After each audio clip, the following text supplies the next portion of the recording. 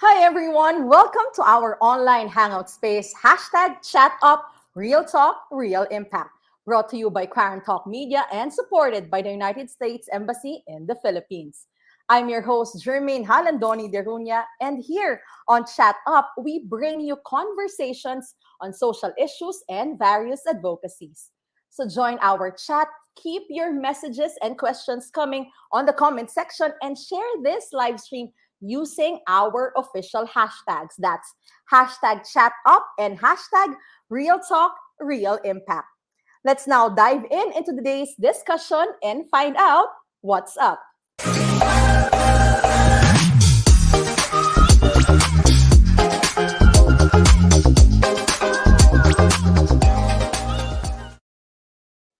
August 12 is International Youth Day, and so today we take this time to celebrate young people and the unique skills and voice that they have. This year, the International Youth Celebration emphasizes the need for solidarity across all ages, acknowledging that action is needed from every generation to achieve the Sustainable Development Goals or SDGs, and of course, to leave no one behind. So today we talk to some young leaders in different sectors to understand the opportunities that we have in working with young people for the world we want to see. So let's now call in our guest. Our first guest is a social entrepreneur, designer, and international innovation coach working with government agencies, NGOs, and corporations on technologies and corporate innovation.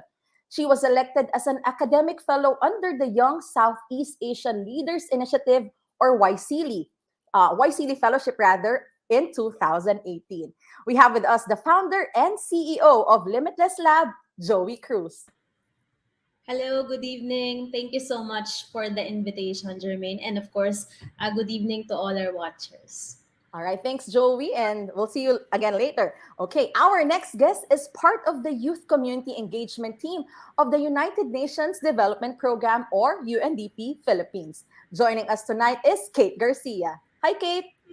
Hello, everyone. Nice to be in this space, and hi to our viewers. All right, thanks, Kate. And we also have with us tonight is the founder of GoodGovPH, a youth-led movement for good governance in the Philippines. We have with us Dexter Yang. Hi, good evening, everyone, and thank you, Ate Main, for the introduction, and hello to all our viewers tonight. All right, hi Dex. And also with us tonight is the national convener of the 2030 Youth Force in the Philippines, Rodmar Eda. Hi, Rodmar. Hi everyone. Hello to our viewers. Magandang gabi sa ating lahat and happy International Youth Day or Youth Week or whatever. All right. Welcome to the show, everyone. And again, thank you for joining us today. I know marami kang ibang pwedeng gawin on a Monday night, and yet you're here with us celebrating, of course, the International Youth Day. All right. So let's start with our discussion this evening. No, I know all of you here, no, have worked many years na rin, even if nasa medyo bata pa kayo, sinimulan nyo na talaga yung inyong advocacy on inclusive and participative governance, and of course, sustainable development. And of course, I know you want to see more people involved in the decision-making processes, no, and civic engagement. Considering yung mga experiences nyo working with the young people, kagaya nyo, how can we prepare kaya no, more young people to be active and also proactive in addressing concerns in our society today? Yung hindi na sila passive lang, hindi very vocal na sila sa mga issues natin ngayon. Siguro I'll start with Dex.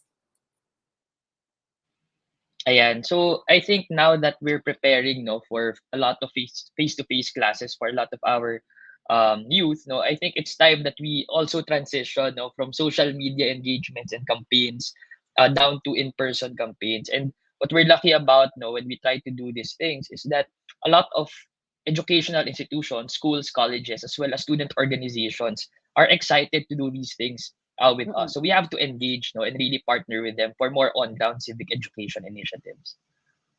Okay, thanks, Dex. So talagang really focus na on groundwork talaga, the grassroots level. How about yung efforts na ginagawa ng 2030 Youth Force? May same level ba of engaging more people and young people to do that? Hindi lang on the social media aspect, Rodmar? Definitely, at the main, no, in the 2030 Youth Force, kasi medyo na-saturate tayong lahat with, all of the online Mm-mm. activities, with all the Zoom webinars and whatever. So at this point in time, the direction really is, it's what's been done for the past din naman, but we really wanted to engage more with the communities Right. at this point and to reach them and to make them appreciate. To answer the question as well, um, na parang it's also to for them to be part of the Mm-mm. advocacy of the sustainable development, the SDGs in general, because it's not new, di ba?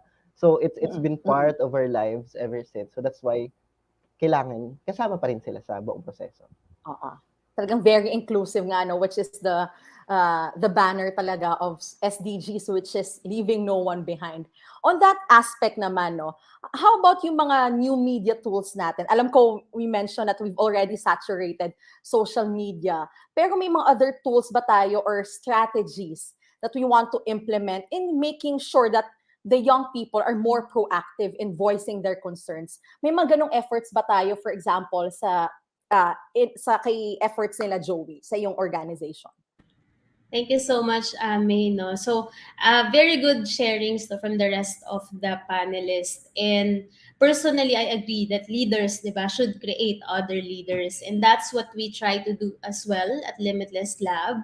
What we do is we create small pockets, small opportunities, no, for existing youth leaders to engage with future youth leaders, right? Because personally, in my experience, I guess the only reason that I also became a youth leader was because I was given that chance, right? Yung tipong na-invite ka lang, di ba, sa isang event, and doon ka kumbaga na-expose na, uy, pwede pala na hindi ka lang someone na passive, no?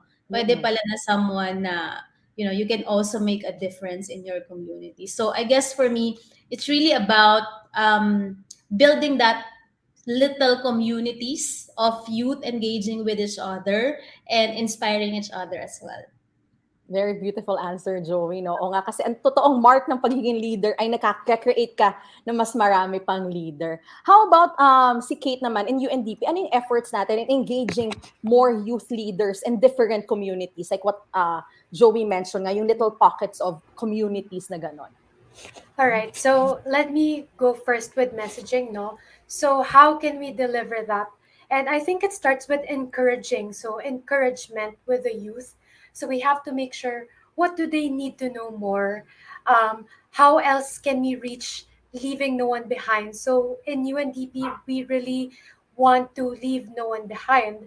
So specifically in Youth Collab Philippines, we want to reach 50% of the underrepresented sector. We want that all our activities have underrepresented sectors. So these are out of school youth, LGBTQIA, women belonging to crisis or affected situations, conflicts or disasters. We also want to involve persons with disabilities and religious and ethnic minority. So we want to make sure that the space is inclusive, that we welcome every youth in all kinds. Yeah.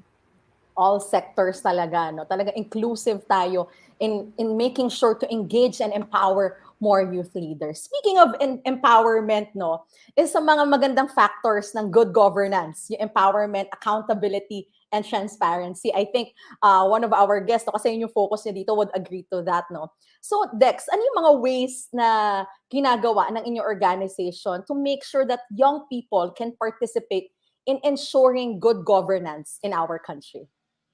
Yes. So for GoodGovPH, we approach this in a four pillar approach. No. So number one, we want to build a community muna. We want to make people feel that they're not doing these things alone. Because when you talk about good governance, when you talk about politics, parang nakakatakot siya, nakaka-intimidate siya. So we try to build a community of good governance advocates. Next is through education and training. We want to raise awareness about these issues and what young people can do, about for example, promoting transparency and accountability in their local communities and the like. And next, we want to build up on that awareness, by really pursuing civic engagement, which means creating these volunteer opportunities, for young leaders act on, no? Act on what they know already. Kung ano yung natutunan nila, gagawa nila ng paraan through their organizations, through their own local communities. And lastly, we really want to level it up, through policy advocacy. We want our volunteers to really push for policies, ordinances, or even programs, that their local governments can implement, in promoting good governance. Mm-mm. So talagang nakakatawa. You've always, nami-mention na yung community, no? The sense of community in order for you to realize ano yung kailangan and how can you participate more, no? So babalik naman ako dun sa concept of what yung mga kailangan ng youth. Nabanggit to kanina ni Kate eh. Sa UNDP, I know that you guys are working with young people on social innovations and other capacity building programs. Can you tell us more about what you're doing in UNDP, Kate? And what do you see yung kailangan ng young people when it comes to the capacity that they need, no?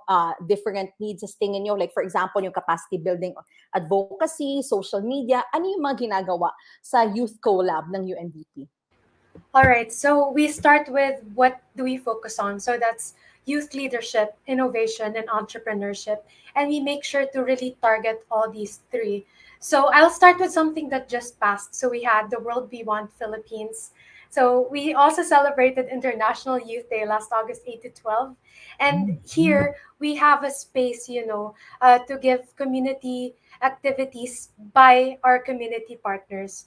So we had mostly movers workshops, and these movers workshops are train to trainer approach. So we teach anything about the SDGs. So that could be climate action, social entrepreneurship, quality education, and this is open to all kinds of youth. Now we go to entrepreneurship naman. We have Youth Social Innovation Lab. Now, what I've noticed is that the young Filipinos we have that want to be young entrepreneurs, everything that they do is rooted in passion, no? In serving their communities. They want to do more besides doing things for themselves. They want to help out their whole community. That's why we have the Youth Social Innovation Lab, and we're running one again, actually. And we launched the call for applications this Sunday. And what we do here is we have capacity building sessions, mentorship, and we also have other ways to build the skills of young Filipinos that they have the capacity to innovate and they can connect this with the sustainable development goals. So far, that's what we have in UNDP. That's a lot of work na actually, no? Okay, no? Ang daming nangyayari and talagang nakakatawa that a lot of young people talaga, they really want to serve the community. Just like you guys here, no? You want to serve the community. That's why you're very passionate with the work that you do. And very important, Kate, what you mentioned, yung capacity building and of course, mentorship. Hindi lang sila iwan basta-basta, but you have to really cultivate yung mga natutunan nila. Thanks for that, Kate. You also mentioned, na-mention kanina yung concept of innovation. Joie, alam ko you work with government units, NGOs, and private groups. At alam naman natin na medyo mas maraming nakatatanda na doon sa sector na yon. And as a young person yourself, and alam ko you started this work years ago, na syempre mas bata ka pa that time. How do you get older people to listen to what you have to say? May mga experiences ka ba of difficulty in engaging with older people in decision-making processes? And how were you able to overcome yung mga barriers na yon to your participation? Thank you, Maine. So, first of all, no, the reality is meron talaga. Marami talagang barriers, no. Especially, so I was young at that time, tapos babae ka pa, so medyo double whammy, di ba? So medyo mahirap talaga to be taken seriously, especially since one of our projects called Bayanivation focuses on local government innovation. No? So we wanted to convince mayors, no, to basically adopt the program in their locality. So I encountered a lot of problems, not being taken seriously, like they don't understand what you're saying. So for me, what helped me to overcome it is, of course, always remembering your why.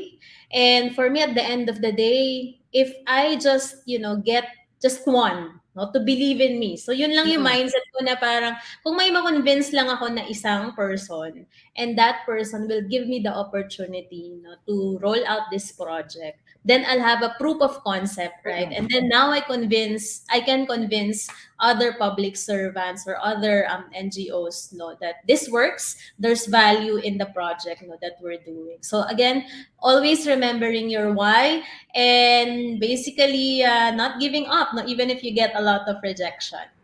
True, very. Kailangan persistence, no? As someone, I can actually relate to Joey kasi a decade ago, ah youth pa ako noon. So, nasa sector ako ng development sector, and of course, kung pinakabata, ang hirap din pakinggan. Pero nga, kung very persistent ka, they would listen to you. Kanina when I asked the question kay Joey, and thank you for that, Joey, no? Napangiti si Rodmar. Rodmar, may same experience ka ba on this matter? Actually, kanina ko pa siya iniisip. Parang fortunately that it's been different with me in my case. I started out very young as well, working in an NGO here in Olongapo. The NGO works with sexually abused children, commercial sexually exploited. So medyo mabigat siya. Pero ang realization ko thinking about it now, um I really can't think of a time na parang I've had a difficulty expressing myself just because I was young. And I think I can attribute that to the system and to the environment that I was in. So iniisip ko ngayon, feeling ko dapat yung pressure ay hindi sa atin mismo, sa young people mismo. Parang it's high time for us to, kasi I also work now as a consultant with UNICEF, Save the Children, and other children's rights organizations. At lagi namin sinasabi na kailangan singilin natin yung mga adults, yung mga matatanda. Kailangan gawin natin silang accountable na hindi nyo pinapakinggan, especially when it comes to things that matter to us or things na may pakailam kami dapat. At ngayon, mas nabubuo na yung mas makabata, mas youthful na participation, child-centered, youth-centered. At ngayon lang siya, dati. Sobrang, halos din pag magbata ka, dyan ka lang talaga. So, what I'm trying to say is medyo malayo na din talaga yung narating nung youth participation, nung child participation. And I kind of feel like medyo I've had a taste of that kasi I really can't think of of very discriminatory moment. Right. Probably not with my age, but with the other aspects of myself, perhaps. Ayun. Good, no? Nakakatawa yung reflection ni Rodmar na maybe the system needs to change. Hindi yun tayo. I mean, siguro with what Joey did before, no? Yung talagang nakahanap siya ng ally. Hindi adversarial yung naging approach. So parang nagkaroon ng systematic change, no? Siguro I'll ask na rin si Kate and then Dexter, kung ano yung mga naging experiences nyo on this. Kung halimbawa nagkaroon ba kayo ng prejudice or discrimination based on your age, and ano yung nagawa nyo to cross that barrier, and ano yung reflection nyo on this? I'll start with Kate. Okay, so I'm fortunate enough that the space I've been in so far has been enabling for me, and it's been a safe space. So katulad nga nung sinabi ni Rodmar, no, I can't identify a distinct experience, but everything collectively allowed me and encouraged me to be who I am now, that also encourages fellow youth. So for me, I think what's really essential is an enabling environment. So how do we give this enabling environment? For me, it's simply like having people to say, you're doing such a great work, or if they give feedback to you, it's constructive. So I think we can discover more opportunities here, or we can look at this aspect better. And those kinds of ways that people let you know that you're doing good, or there more room for improvement, then you can grow more in your space. That actually really makes it makes you encouraged, it makes you motivated to do more. Kind people and motivated people like you and encouraging people like you, it really makes the whole space a lot better. And katulad nga ng nasabi ni Joey, just hearing from one person, one kind person, one person that allows you to grow into what you're doing is really inspiring already, and you can give that to another person, and it just creates like a big ripple effect. Thank you for that, no, Kay. Tama. We need an enabling and nurturing environment talaga. It's really up to the system that we work in. And I hope maraming nanonood din dito, no, na hindi lang kabataan, to really understand how can you engage and join more young people to join in your advocacy. No? How about Dex? May mga experiences ka bang ganon? And how are you able to overcome it? And ano yung mga reflections mo on this matter? Yeah, nakaka-trigger yung tanong, no? Medyo, medyo more flashbacks tayo kasi medyo marami tayong pinagdaanan na ganyan. And siguro just to give one specific example, when we convened, no, our local youth development council, Yes. which is tasked to support the sangguniang kabataan, no, in lobbying for long-term youth development plans, no? Yung unang sinabi sa amin was, volunteers kayo eh, di ba? Mga bata pa yung mga kasama nyo eh. But ano ba yung ginagawa nyo, di ba? Napacheck nyo na ba yan sa abogado, sa mas matanda? O, laging ganun yung feedback. And, throughout our experience with GoodGovPH, when we try to engage, sangguniang kabataan officers, kahit sila meron na silang internalized na pessimism. Na minsan kasi, no, they feel hopeless na hindi na sila papakinggan at also they start to not try, diba? And siguro what we did was we wanted to help create, that notion that young people can really do it. Kasi as much as alam natin na sobrang daming mga kabataan ngayon ginagawa nila yung best nila, no, para ipakita na hindi sila yung traditional na mga SK, no, hindi na sila paliga lang ganyan. No, as much as they try to do that, hindi hindi nakikita yung recognition. So one of the programs that we did, no, was the Seal of Good Youth Governance. So we really like this because lahat ng LGU alam yung SGLG, no, yung Seal of Good Yes. Local Governance. And when they saw the SGYG program, nakita nila, partner natin dito yung DILG, partner natin dito yung Galing Pook, parang na-amaze sila. Pwede pala to sa mga kabataan. And so when we started recognizing these SK leaders, these youth organizations, suddenly these institutions, these people who didn't listen to them at first, sila na yung nag-reach out kasi they saw that they brought pride to their city, their municipality, their province, diba? And so it's really, I think it's really that belief, that young people can do it. If we get more people to believe in that, makita nila yung mga ginagawa ng mga kabataan, mas maniniwala sila at mas tutulong sila. So we also have to work together, as young leaders. Wag natin i-pull down yung mga kapwa natin kabataan, i-push out natin lahat, yung isa't isa. Yes, thank you for that, Dex. No? Magtulungan tayo, maghilahan tayo pataas. No? And of course, then, kung may mga hindi masyadong naniniwala pang mas nakatatanda, maybe hindi maging adversarial or yung approach natin, kundi very persistent and tawag dito, very diplomatic pa rin lagi yung approach natin. One of the lessons then I've learned for being in this development sector for more than a decade now. Yes, lumabas na yung edad ko, hindi na ako youth. Nakakabilib po ang mga kabataan. So I think yung mga nanonood po na hindi na po kabataan at may mga mini-mentor na kabataan, I think pakinggan nyo po sila. They have good ideas and you just have to enable and nurture them and of course, their ideas. Ayun. So punta naman tayo kay Rodmar. Speaking of nurturing ideas, no? Alam ko isa kang educator. And of course, you also work with youth volunteers. Ano sa tingin mo yung key in nurturing young people's potential and keeping them engaged in civic affairs? Actually, parang nabanggit nyo na din ng everyone. Kanina katulad yung kay Dexter na we have to, nurture nga them and parang value their opinions. Pero ako personally, as an educator, as you mentioned, at the main, tapos ito ay natutunan ko rin sa advocacy work with children. Kasi sobrang iba talaga yung dynamics. Yung meron kami tinatawag na child-to-child approach nga, na parang people will open up with you more, or children will open up to you more if kausap nila din ay bata. So, sa akin, as an educator, medyo nadala ko siya hanggang sa pagtuturo na parang I don't see my students as,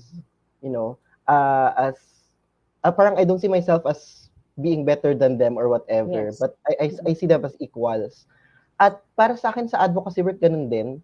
Sure, meron tayong mga, alam mo yung hierarchies, diba, ganyan. Pero at the end of the day, we're all the same eh. We're all volunteers, we're all development workers. So, para sa akin isang magandang parang simula 'yon, no.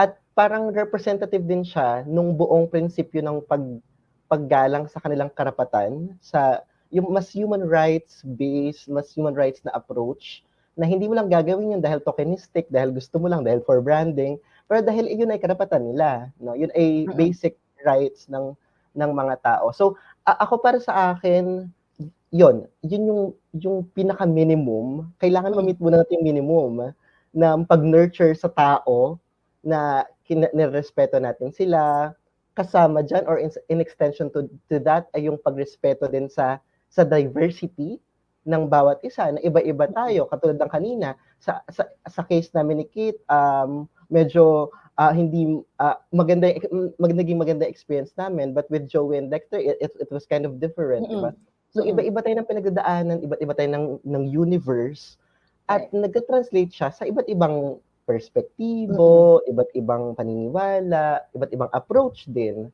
So, ayun, at naka-anchor pa rin yan, of course, doon nga sa bakit ba natin kailangan i-recognize yun? Dahil yun ay karapatan nila. So, Nila. I think yun yung pinaniniwalaan ko, para ma-nurture natin yung mga kabataan, we have to acknowledge their basic and fundamental rights. Ang problema kasi nakakalimutan natin siya madalas, na parang gusto natin komplikadong konsepto kaagad.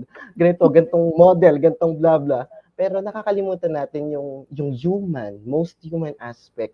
And I think that's very important in the nurturing process, Mm-mm. if may ganun man Oo. dapat na isipin. Yes. Napakagandang answer, no? Minsan nakakalimutan natin yung pinaka-basiko, which is tao sila. Respetuhin sila bilang tao dahil may mga pangailangan, at doon nagmumula sa pagiging basic human rights na yon, sa pagkakaroon ng basic human rights, yung iba't ibang pangailangan nila, and we can address that by talking to them in a very nurturing manner, at you treat them as equals. Very beautiful answer on that, Rodmar. Thank you. So, before tayo magtapos sa ating usapan, ang dami na nating napag-usapan, iba't ibang aspeto na naranasan nyo bilang youth leader, different approaches on how to engage youth leaders.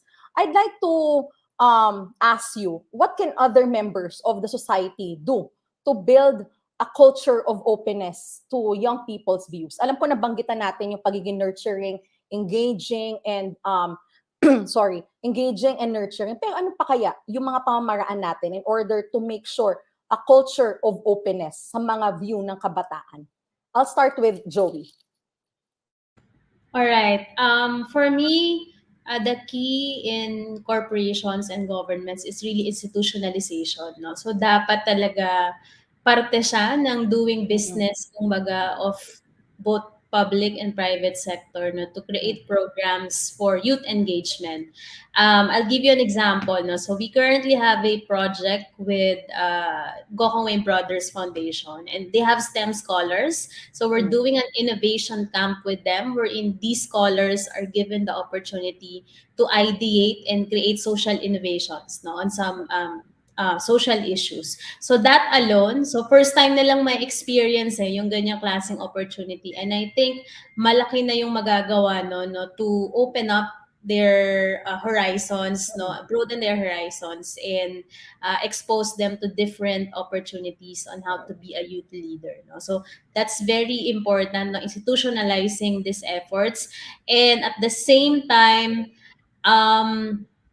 really giving, these platforms talaga, no, for young leaders, no, to collaborate, no. So na hindi dinidismiss lang basta-basta yung mga ideas of the youth. And yun nga, maganda rin yung sinabi kanina na if possible na ang hawak ng mga programa na ito ay youth din, di ba? Para magkakaintindihan sila, then that's even better. Yun, thanks for that, Joey. Na hindi lang siya tokenistic, na basta may programa kami. Kailangan i-systematize, i-institutionalize. Nandun na siya sa mandato ng isang organisasyon or ng isang local government unit, no? Thank you for that, Joey. How about Dex? Ano pa yung mga other ways in order to open yung view ng mga tao sa mga view ng kabataang Pilipino? Well, I think number one, emphasize ko lang, no, yung recognition. Recently, we just had yung 3rd Philippine SK Awards, no, hosted by the Positive Youth Development Network. And ito nakita natin lahat ng napakagagandang programa ng mga SK all around the country. Imagine, yung mga pinakamaliit na barangay, no, they were able to mobilize hundreds of thousands of resources to contribute to their community. Now imagine that, di ba? If people are saying na hindi kaya ng kabataan, they prove, those people wrong immediately. And hindi lang siya nag-iisa, marami silang mga proyekto, may 20 yata yung mga proyekto ng tackling all these different things. So if we just look at, tingnan lang natin, no, yung mga ganyung victories, we will see that young people can do it and we can support them. Now, number two, when we do have that recognition, we also have to look at the fact na kailangan na nilang ipagpatuloy yon, no? Kailangan natin ipagpatuloy yon, hindi bilang mga individual, pero bilang isang institusyon. Kaya kailangan natin ituloy yung barangay at SK elections sa darating na December. No, there have been a lot of talks about it. And if you ask the SK, sila mismo yung magsasabi na kaya na nilang ipasa yon kasi they were able to empower new leaders in their community. So imagine that, di ba? Sila na yung nagsasabi, hindi dahil pagod sila, pero dahil naniniwala sila na meron ng kayang pumalit sa kanila. So siguro yung mga nasa government natin, nasa mga congressman at congresswoman natin, no, wag na nilang ituloy, no, yung postponement ng barangay at SK elections, and let's divert our resources and efforts in electing new leaders that more companies, no, more stakeholders can support in their programs and activities. Right. Thank you for that. No? So yun yung panawagan, ituloy yung election natin sa Disyembre. And make sure to elect talaga yung tamang mga liderato, yung mga pupunta sa lideratong yun. Thank you for that, Dex. How about Kate? Any other techniques or strategies to make sure that people would open up to the ideas of the young people? Ayan. So for me and for us, so our team is proudly for the youth, by the youth, made by the youth. So all of us working towards the youth sa UNDP are part of the youth sector. Now, what we like to do is listen to the voices of the youth first. So paano to ginagawa? So we like to hold consultations. So in these consultations, we want to make sure that they know that we're an ally of the youth and we have partners that are also towards that. So we also ask them, what are you hopeful about? What are you worried about? How can we help you better? And actually, yung consultations namin last year resulted to the World We Want report, which is a report on youth consultations, with asking them and answering what the youth want to achieve by 2030 and how can we and any ecosystem player play a role and act on the things that the youth need. So by knowing what the youth need and what they are thinking of, what their worries are, and what their aspirations are, what realities they face now, we can create laws and we can create actions that actually target what they want to see. So that's how we see it first starting. So listen to them and make sure that the actions that we're going to do now and in the future are rooted in their realities. So, ayon, it's also a quick plug. Now we have a World We Want report on what the youth want. And here we also got to create our commitments. So what can we do to make a more impactful space, no, for the realities, the priorities and worries of the youth? So I think that's the best way to start, asking them what they need and how can we build on that. Oh, and thank you for that, Kate. Oo nga naman, how can we serve the youth if we don't know what they really want? Siyempre, galing sa kanila, hindi tayo yung magdidikta ano yung kailangan at gusto nilang mangyari. Again, thank you for that, Kate. Unfortunately, nawala po, nagkaroon ng technical difficulty si Rodmar, so balikan na lang natin siya as soon as he gets back sa call natin. All right. So, before we end, I'd like to ask, may any last words ba kayo sa ating mga manonood ngayon? Any call to action or events and campaigns that you want to promote? I'll start with Joie. Alright, sige. Siguro my last word na lang is our mantra at YCD, diba? Which is always, you're never too young to lead, no? So no matter how young you are, or even if medyo pa borderline ka na sa hindi ka na youth, ganyan, no? So there's always an opportunity to be a leader, diba? To bring impact in your own communities, no? So with that, my call to action, of course, is if you're not yet a member of YCLI, please go to ycli.gov, no, and sign up. Limitless Lab also has an open community that you can join, wherein you can find volunteer opportunities. So we also post their tips on how to bring change to your own communities, youth leadership, and so on. So please do find that, search for that on Facebook. No? So Limitless Lab Open Community. So that's all for me. Thank you. Thank you for that, Joey. Tandaan nyo, Limitless Lab. And of course, yung YCL, napakaganda. Never too young to lead. Kate, any call to action, last words, anything that you want to promote? All right. So for me, it's first of all, join the movement of turning the world we have into the world we want. It's very general, but there are a lot of ways we can do that. And for us naman in Youth Collab, we have an upcoming activity, like I mentioned. So this is the Youth Social Innovation Lab. And we want to bring together change makers who aspire to fulfill the sustainable development goals. So we want to do this through design thinking, the human-centered design, and we have capacity building sessions and mentorships for the youth. So overall, we really want to engage young Filipinos, no, in diverse backgrounds and representations. So if you have a team of 2 to 5 members, if you're motivated to advance the sustainable development goals, and if you have 50% of your members belonging to underrepresented sectors, and you really want to know how to build on your capacities and be a youth that serves your communities, you're welcome to join us in the Youth Social Innovation Lab. And just stay posted on our UNDP Facebook page. We really update you all on any opportunities for the youth and kahit hindi sa youth. So yeah, that's it for us. And that's it. Over to you, Maine. Thank you, Kate, for that. No, just check out yung page na Youth Collab and yung mga nabanggit kanina ni Kate. Apologies for that. May bumagsak po. And Dexter, anything you want to promote? Last words and any call to action? Ayan, so unang-una, inaanyayahan natin lahat ng kabataan, no, na sumama sa ating panawagan na ituloy na ang barangay at SK election sa darating na December, because this will be the perfect opportunity for many of our progressive young leaders to step up and run. No? So gusto natin na tumakbo ang ating mga magagaling na kabataan sa darating na SK elections. Pangalawa, we invite everyone to join the GoodGovPH community. It's an open online community found on Facebook where you'll find many of our volunteer opportunities this year. So ila-launch namin ngayon, we're scaling up the Seal of Good Youth Governance program on a national scale.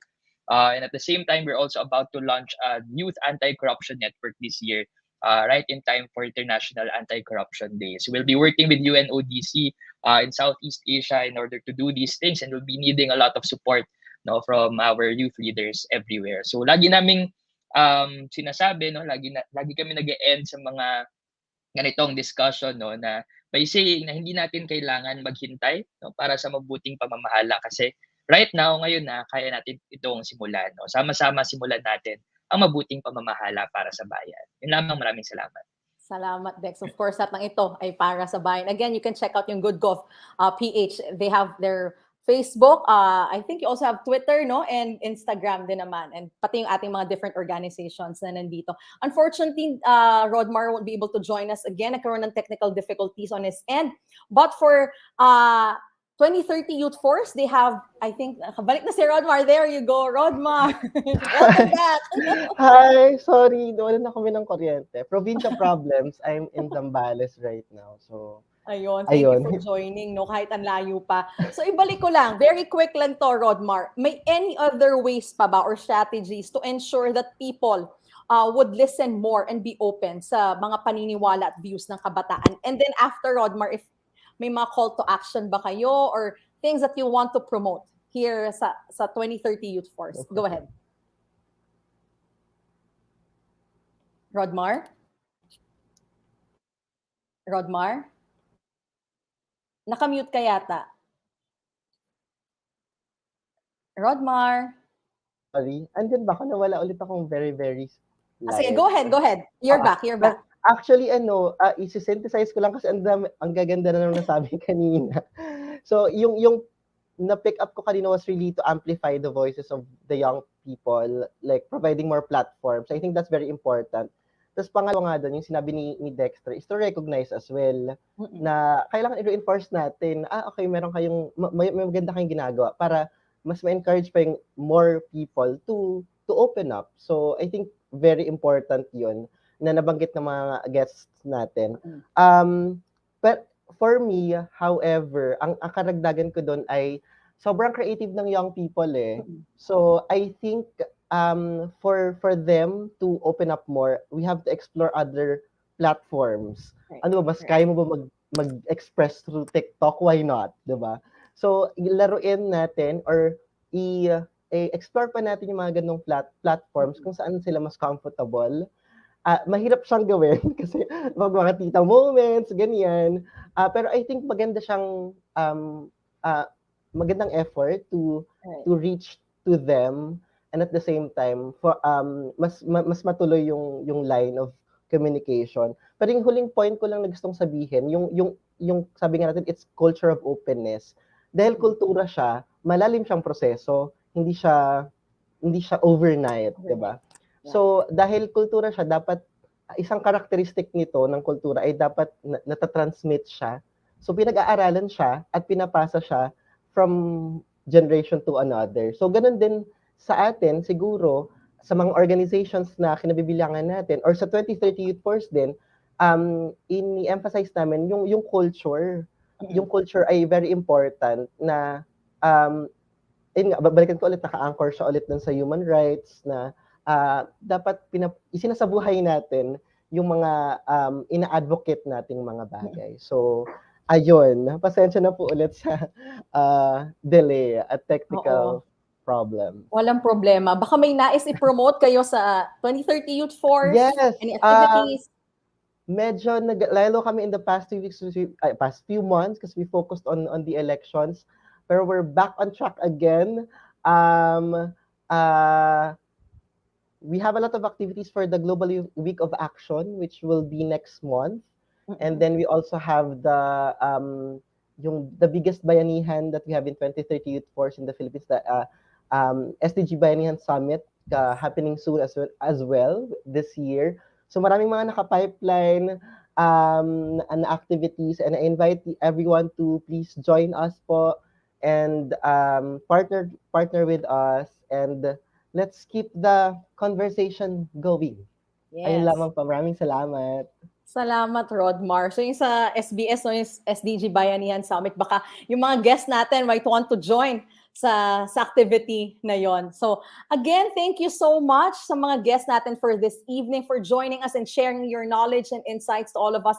And alam ko, you guys are an inspiration to a lot of young people. And of course, even yung mga hindi na nasa youth sector, nagsisilbi kayong inspirasyon. Lalo pa sila, na-enjoy sila to really work with the youth dahil kayo yung mga example ng mga mahuhusay at magagaling na kabataan na nagsisilbi para sa bayan. So once again, thank you, Joie Cruz, founder of Limitless Lab, Kate Garcia, one of Youth Community Engagement ng UNDP Philippines, Dexter Yang, the founder of GoodGovPH, and Rodmar Eda, the national convener of the 2030 Youth Force in the Philippines. Thanks so much, guys, and padayon.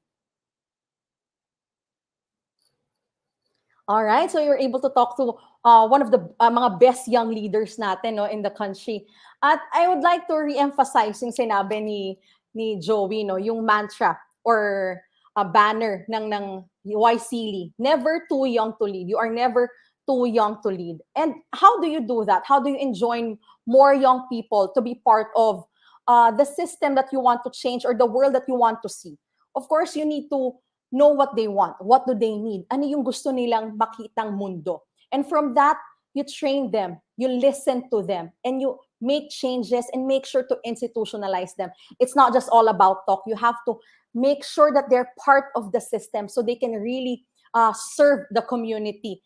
And you really have to also make sure that in engaging with the young people, you have to ensure and make sure that you give them respect, treat them as equals. Dahil ang mga kabataan na to, napakahuhusay. If you want a more youthful approach at mas marami o diverse na kaalaman sa mga pangailangan ng kabataan at ng bayan, you have to really talk to them and treat them with the respect. And of course, to create an enabling and nurturing community by recognizing them and enforcing them to keep on doing what they do best, which is to serve the community at ipagpatuloy ang usapan at ang conversation para ma-ensure na tuloy-tuloy yung pag-unlad na nagmumula sa mga kabataan. Dahil lagi nating tatandaan, ang kabataan ang pag-asa ng bayan. All right, so now that we've gained more insights about the role of young people, especially in good governance and sustainable development, let's get to know some allies in this cause.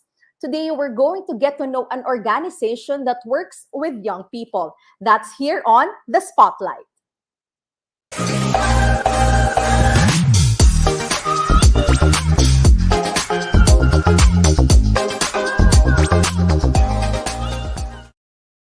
In the spotlight today is the Young Southeast Asian Leaders Initiative, or YSEALI. YSEALI is the U.S. government's program to strengthen leadership skills of young people in Southeast Asia and strengthen ties between the U.S. and Southeast Asia. YSEALI focuses on these themes: civic engagement, economic empowerment and social entrepreneurship, education, and environmental issues. YSEALI also offers different programs, which include the Professional and Academic Fellowship to the United States. We also have regional workshops, grant funding, and the YSEALI Academy. And if you're 18 to 35 years old and live in Southeast Asia, you may sign up to be part of the YSEALI community through the link on your screen. And now, if you're ready to learn more on how you can create impact, you may also want to check out YSEALI Learns. It's a virtual course on building organization series to learn about the best practices in developing organizations. The fall semester offers two courses. One is creating and maintaining social enterprises, and the second one is fundraising concept. You may enroll until the 22nd of August. You may learn more and apply through the link on your screen. So that's www.asean.usmission.gov/YSEALI Learns Fall. Again, that's www.asean.usmission.gov/YSEALI Learns Fall. All right, so that is it for our episode tonight. Thank you so much for joining us, and please share our live stream so more people can watch and listen to our chat. You may use our hashtags, hashtag chat up and hashtag real talk, real impact. And also, please don't forget to subscribe to our YouTube channel. It's Quarantalk Media, and follow us on Facebook for more updates and programs. It's at Quarantalk Media. We're also on Twitter, and our handle is at Quarantalk Media. I am Jermaine Halandoni Derunia. You may connect with me online. On Facebook, it's Jermaine Halandoni Derunia. On Instagram, it's Jermaine Halandoni Deruna. And on Twitter, it's Jermaine J. Deruna. So join us again next month for another Real Talk here on hashtag Chat Up, Real Talk, Real Impact. Have a great week, everyone.